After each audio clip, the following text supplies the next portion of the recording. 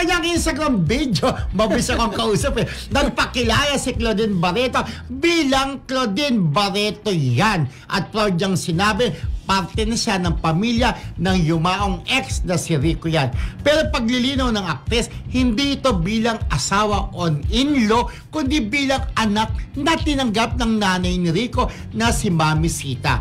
Kwento pa ni Claudine, tunay na kapatid na rin ang turing sa kanya ng mga kapatid ni Rico sa inyo.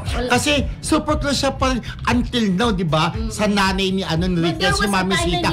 There was a time na, pero there was a time na nagpunta sila doon sa Puntod. Kasama siya. A long time ago.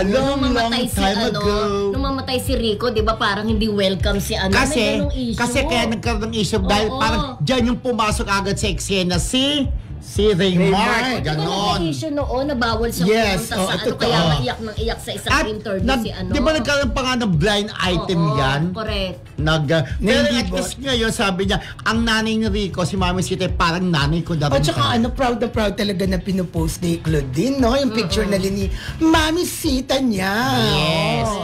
So ayun nga, di ba? Kaya Rico yan, pero it doesn't mean na ang apelyido niya, hindi naman sila kasal ni Rico yan, di ba? Kumbaga parang sinabi niya, nagpakilala sa video na part na ako, yun lang ibig niya sabihin, part na ako ng pamilya ni Rico yan, my ex-boyfriend na namatay nung mahal na araw. Parang diba? Adopted daughter.